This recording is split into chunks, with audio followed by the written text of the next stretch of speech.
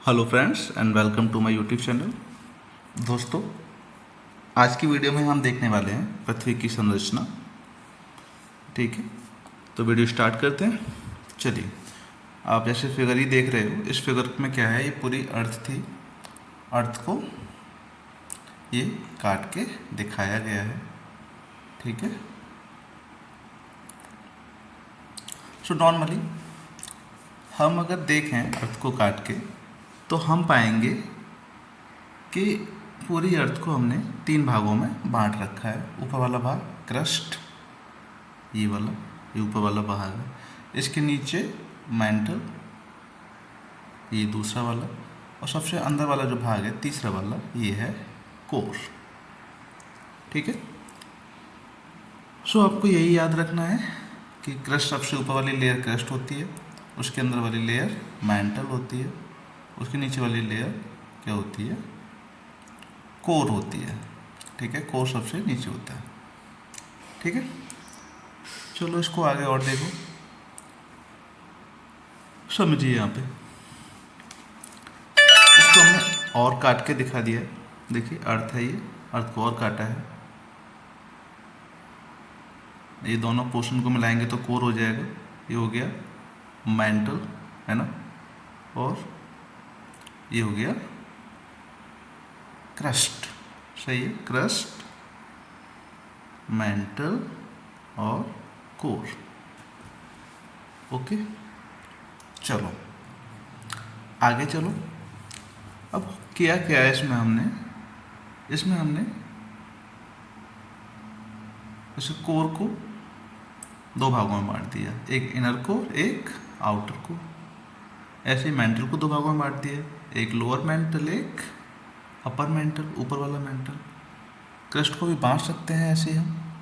ठीक है, अब समझिए, इसमें हम आपको दिखाना चाह रहे हैं डेंसिटी, घनत्व दिखाना चाह रहे हैं हर लेयर का। तो जो ऊपर की लेयर है क्रस्ट है, इसका घनत्व कितना होता है, 2.2 से 2.9 के ग्राम पर सेंटीमीटर क्यूब, और अपर मेंटल का 3.4 से 4.4 ग्राम पर सेंटीमीटर क्यूब, लोअर मेंटल का 4.5 से 5.6 ग्राम पर सेंटीमीटर क्यूब। आउटर कोर देखिए 9.9 से 12.2 ग्राम पर सेंटीमीटर क्यूब, और ये है इनर कोर 12.8 से 13.1 ग्राम पर सेंटीमीटर क्यूब।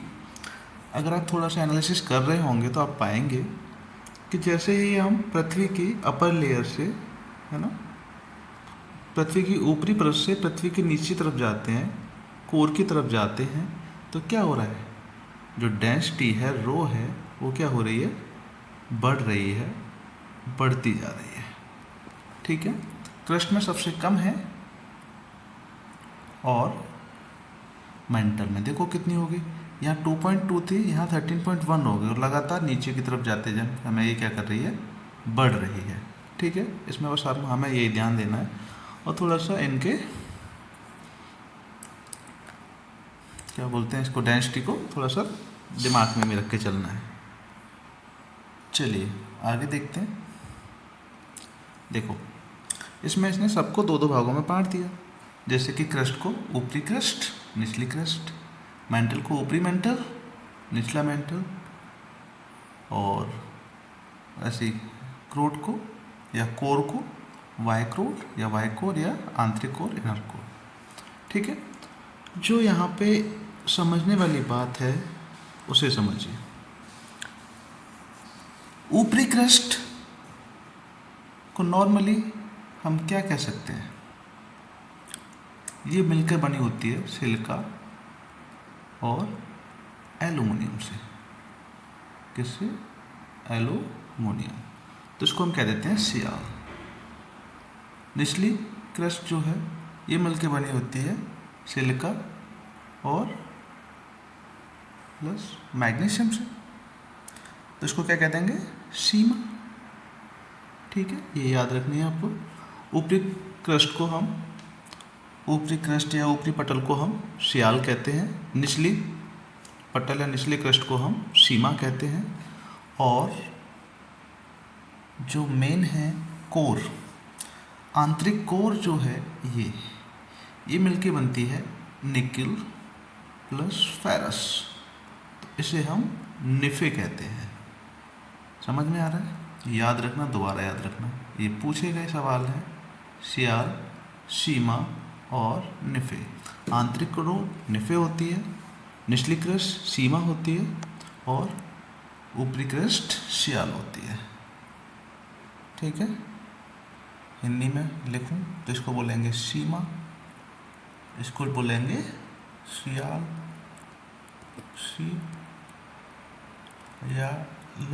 सियाल, और ये हो जाएगी निफे।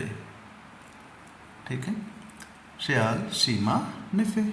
ओके, चले आगे बढ़े।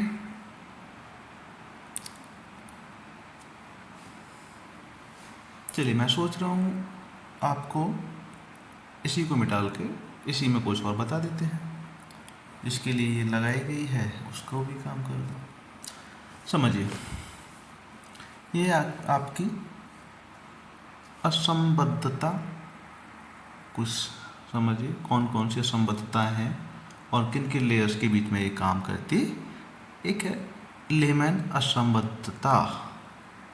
लेमैन असंबद्धता किस किस लेयर के बीच में काम कर रही है? यह बाह्य क्रोड और आंतरिक क्रोड के बीच में काम करती है।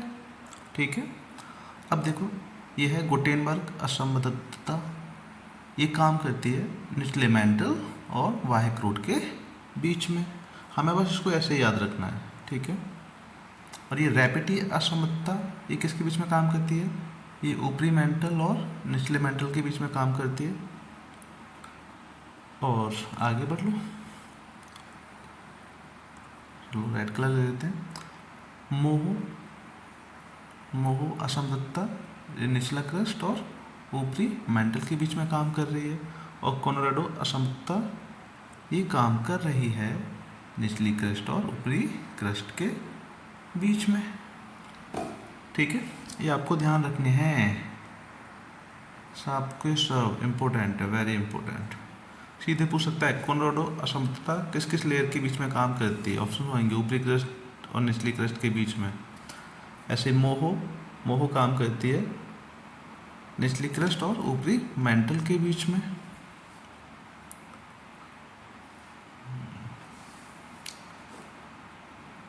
इसको थोड़ा सा और विस्तृत बताऊं मैं। देखो, मैंने इसको याद किया था, मग, इधर करेला, करेला।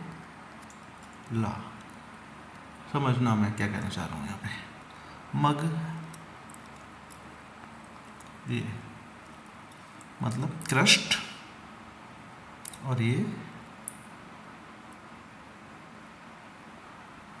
क्रस्ट और मेंटल के बीच में यहाँ।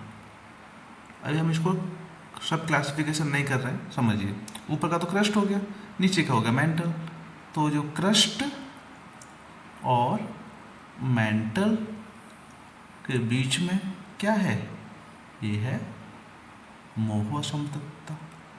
ठीक है, ये होगी माँ से मोह असंबद्धता। अगला समझो, ग। अब ये मेंटल और क्रोड,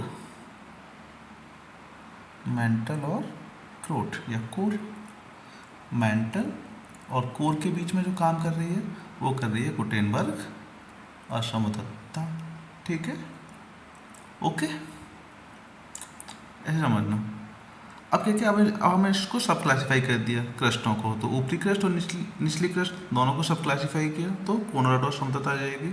मेंटल को क्लासीफाई करेंगे तो मेंटल, ऊपरी मेंटल और निचला मेंटल के बीच में रैपिटी असंबद्धता हो जाएगी, करेला। और ये बाह्य क्रोड या कोर और आंतरिक क्रोड के बीच में करेंगे तो लेमैन असंबद्धता, करेला। ऐसे कोनराड, रैपिटी और ला से लेमैन। ठीक है, तो मग, करेला ऐसे भी आप याद कर सकते हैं, बाकी आपके मन में जैसे है वैसे कर सकते हैं। चलिए, जो हमने अभी बताया है वही है। ठीक है, ओके, इसको आप कर चुके हैं हम पहले। अब समझिए, ये क्या है भाई? ठीक है। इसमें आप एक बार ये देख लीजिए, सॉलिड है लिक्विड है, कौन सी लेयर कैसी है। तो इनर कोर है, इनर कोर वो सॉलिड रहेगी, आउटर कोर लिक्विड फॉर्म में है, और मेंटल है, मेंटल आपका सॉलिड फॉर्म में रहेगा। और क्या, क्रस्ट तो आपको पता ही है, सॉलिड है ही है। ठीक है, ये थोड़ा सा आपको ध्यान देने के लिए, और कुछ नहीं है। चलिए, जो मेन है वो ये है, ये इससे भी क्वेश्चन बहुत पूछे जाते हैं। एक तरफ हमने रखा है अर्थ क्रस्ट, ठीक है, अर्थ की क्रस्ट पे या अर्थ के पटल पे। क्रस्ट माने क्या होता है? पटल। ठीक है, याद रखना। पृथ्वी के पटल पे कैसे कैसे तत्व हैं, तो पटल की बात कर लेते हैं। सबसे ज़्यादा ऑक्सीजन है 47%, फिर silicon 28%, aluminium 8%, iron 5%, magnesium 4%, calcium 2%, potassium भी 2% है, सोडियम भी 2% है, और 2% में बाकी अदर भी आ जाएंगे। तो एक अरेंज करने के लिए आ सकते हैं, ठीक है,